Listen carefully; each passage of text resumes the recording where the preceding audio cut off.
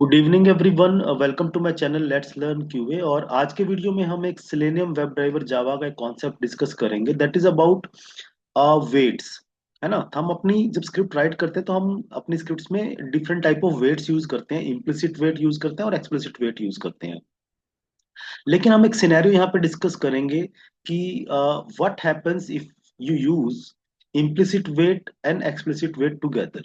एक इंटरव्यू का क्वेश्चन है, ये एक सिनेरियो बेस्ड क्वेश्चन है कि what will happen if you use implicit wait and explicit wait together in your script.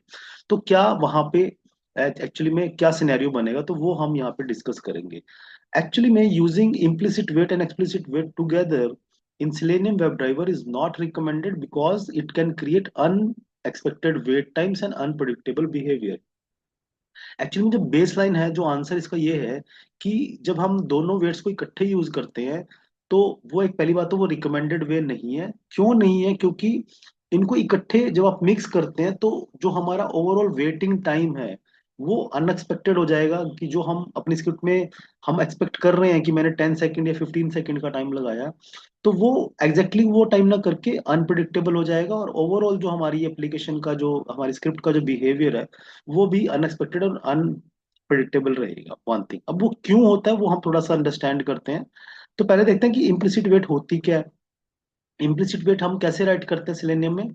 Driver dot manage dot timeouts dot implicitly wait, और फिर हम एक ड्यूरेशन बताते हैं। जैसे कि यहाँ पे हमने 10 सेकेंड की ड्यूरेशन मेंशन की है। तो ये जो इम्प्लिसिट वेट है, ये बेसिकली क्या होता है, ये हमारे स्क्रिप्ट में ग्लोबली अप्लाई होती है। Applied globally to the driver. तो ड्राइवर के ऊपर अप्लाई होता है, तो जहां जहां पे भी हम फाइंड एलिमेंट्स कॉल लगाते हैं अपनी स्क्रिप्ट में, जहां जहां भी फाइंड एलिमेंट को हम यूज करते हैं वहां पे ये हमारी क्या है, इम्प्लिसिट वेट ऑटोमेटिकली वहां पे अप्लाई हो जाती है। ठीक है। और जो इम्प्लिसिट वेट है वो किस चीज की वेट करती है? Wait for the element presence. वो सिर्फ ये देखते हैं कि एलिमेंट प्रेजेंट है कि नहीं है। करेक्ट। तो ये इम्प्लिसिट वेट का हमारा पर्पस होता है जब हम अपनी स्क्रिप्ट में यूज करते हैं, उसका सिंटेक्स है। ऑन द अदर हैंड जब हम ये एक्सप्लिसिट वेट यूज करते हैं वो क्या है? एक्सप्लिसिट वेट को यूज करने का जो सिंटेक्स आपको पता है, आपको वेब ड्राइवर वेट क्लास का ऑब्जेक्ट क्रिएट करना होता है जिसके अंदर आप ड्राइवर और ड्यूरेशन मेंशन करते हैं, वन थिंग। और आप उस ऑब्जेक्ट को यूज करके आप एक्सपेक्टेड कंडीशंस वहां पे मेंशन करते हैं कि आप एक पर्टिकुलर कंडीशन की वेट करना चाहते हैं ड्यूरिंग योर स्क्रिप्ट एग्जीक्यूशन। तो जैसे यहाँ पे क्या कंडीशन बताई गई है? विजिबिलिटी ऑफ एलिमेंट, यानी कि ये जो स्क्रिप्ट है, जो वेट लगाई गई है, वो एक एलिमेंट की विजिबिलिटी की कंडीशन को यहाँ पे यूज कर रही है। करेक्ट। तो यहाँ पे क्या होता है एक्सप्लिसिट वेट का फंडा? कि applied to the specific element. जैसे कि जो हमारी इम्प्लिसिट वेट है वो तो पूरे स्क्रिप्ट पे अप्लाई होती है क्योंकि वो ड्राइवर के साथ एसोसिएट होती है। ऑन द अदर हैंड जो एक्सप्लिसिट वेट है वो एक स्पेसिफिक एलिमेंट के ऊपर ही अप्लाई होती है, वन थिंग। और ये मोर कंट्रोल्ड एंड कंडीशन बेस्ड है, क्योंकि हम अपनी कंडीशन यहाँ पे बताते हैं, अपनी एप्लीकेशन के बिहेवियर के अकॉर्डिंग हम कंडीशन सेट करते हैं। तो इसमें यहाँ पे एक बेटर कंट्रोल एस्टेब्लिश रहता है कि मैं अपनी स्क्रिप्ट को किस कंडीशन पे वेट कराना चाहता हूँ।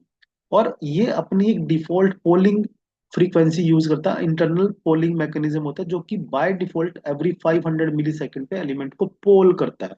यानी कि एलिमेंट को चेक करता है, एलिमेंट को पेज की डोम के अंदर एवरी 500 मिली सेकेंड की क्या एलिमेंट वो हमें मिला, वो कंडीशन मीट हुई है हमारी।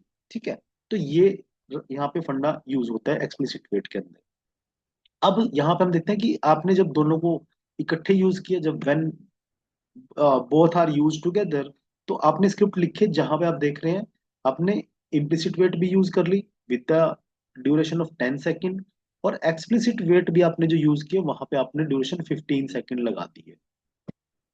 तो बाय द, अब हम यहाँ देखें जब दोनों को मिक्स कर दिया गया तो यहाँ पे एक्चुअली होगा क्या? अब जो हमारा एक्सप्लिसिट वेट है, करेक्ट, इम्प्लिसिट वेट तो हमारी ग्लोबली अप्लाई हो ही चुकी है। तो जो एक्सप्लिसिट वेट है यहाँ पे, वो क्या करती है इंटरनली? तो वो क्या कर रही है, वो एलिमेंट को फाइंड करती है ना, एलिमेंट को पोल करती है। एक कंडीशन को पोल करने के लिए वो एलिमेंट को पोल कर रही है कि क्या मेरा एलिमेंट विजिबल है। तो इंटरनली बेसिकली क्या करे, इट कॉल्स फाइंड एलिमेंट, जो हमारी एक्सप्लिसिट वेट है। तो आपको पता है कि जब भी फाइंड एलिमेंट हमारा कॉल होगा तो इम्प्लिसिट वेट भी वहां पे अप्लाई हो जाएगी, but because implicit wait is set to 10 second, तो यानी कि जब भी फाइंड एलिमेंट यहाँ पे करने की कोशिश की जाएगी एक्सप्लिसिट वेट के अंदर, वो इम्प्लिसिट वेट को भी कॉल कर लेगी। और इम्प्लिसिट वेट हमारी किस पे सेट है, वो 10 सेकेंड पे सेट है। तो यानी कि जब भी हमारी एक्सप्लिसिट वेट एलिमेंट को पोल करेगी, तो वो जो पोलिंग है वो कब कितने टाइम के लिए जा सकती है, वो 10 सेकेंड तक के लिए वेट करा सकती है। करेक्ट।